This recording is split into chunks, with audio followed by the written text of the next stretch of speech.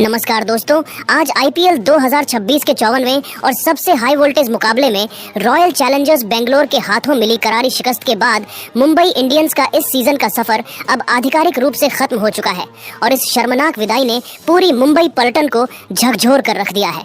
रायपुर के मैदान पर मिली इस हार के बाद पूर्व कप्तान और दिग्गज बल्लेबाज रोहित शर्मा का गुस्सा 7वें आसमान पर पहुंच गया और उन्होंने मैच के तुरंत बाद एक ऐसा विस्फोटक बयान दिया है जिसने पूरे क्रिकेट जगत में खलबली मचा दी है। रोहित शर्मा ने न केवल इस हार के लिए टीम की खराब रणनीति को कोसा, बल्कि वे कप्तान सूर्य कुमार यादव और स्टार गेंदबाज जसप्रीत बुमराह के प्रदर्शन पर भी बुरी तरह भड़क उठे। रोहित ने बेहद तल्ख लहजे में यहाँ तक कह दिया कि हार्दिक पांड्या का टीम में न होना आज मुंबई को बहुत भारी पड़ गया और इसी वजह से टीम आज पॉइंट्स टेबल में 9वें पायदान पर गर्त में चली गई है।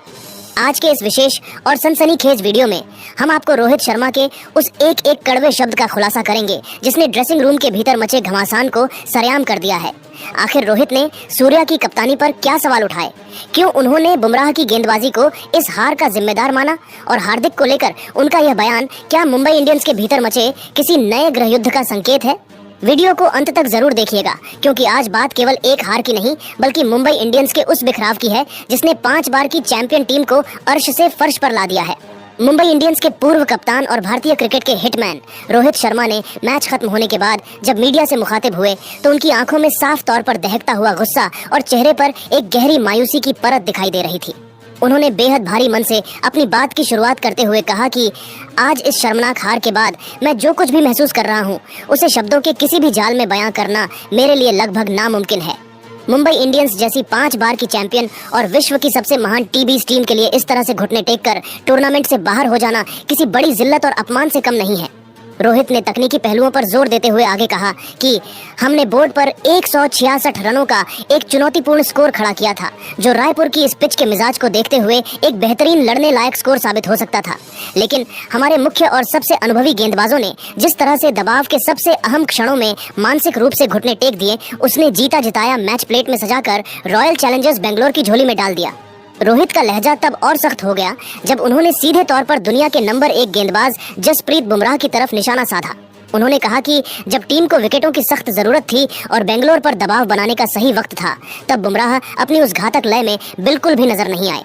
3 ओवर में केवल 18 रन देने के बावजूद बुमराह एक भी विकेट नहीं निकाल पाए, जिसका सीधा खामियाजा टीम को भुगतना पड़ा, क्योंकि बेंगलोर के बल्लेबाजों को इसके बाद हाथ खोलने और खुलकर खेलने का पूरा मौका मिल गया। कर रहे रोहित ने कड़े और चुभते हुए शब्दों में चेतावनी देते हुए कहा कि अगर आपका सबसे मुख्य और स्ट्राइक गेंदबाज विकेट लेने में विफल रहेगा तो आप दुनिया का कोई भी बड़ा मैच कभी नहीं जीत सकते। इसके बाद रोहित शर्मा ने वर्तमान कप्तान सूर्य कुमार यादव की रणनीतिक क्षमता और उनकी कप्तानी की शैली पर भी एक बहुत ही तीखा और सीधा प्रहार किया।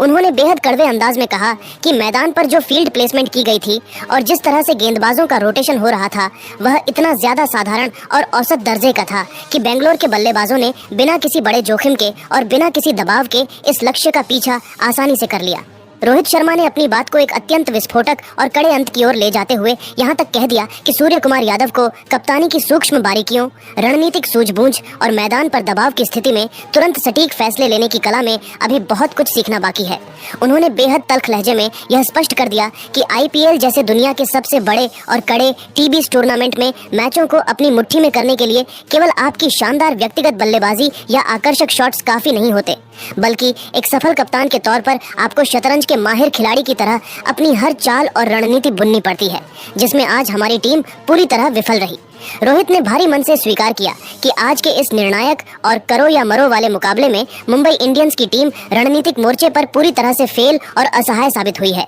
जिससे फैंस को भारी निराशा हुई है। रोहित के इस सनसनीखेज बयान ने पूरी दुनिया के सामने यह हकीकत साफ कर दी है कि मुंबई इंडियंस के खेमे में इस समय अंदरूनी तौर पर सब कुछ ठीक नहीं चल रहा है और टीम के भीतर आपसी मतभेद की दीवारें अब इतनी ऊंची हो चुकी हैं जिन्हें छुपाना नामुमकिन है।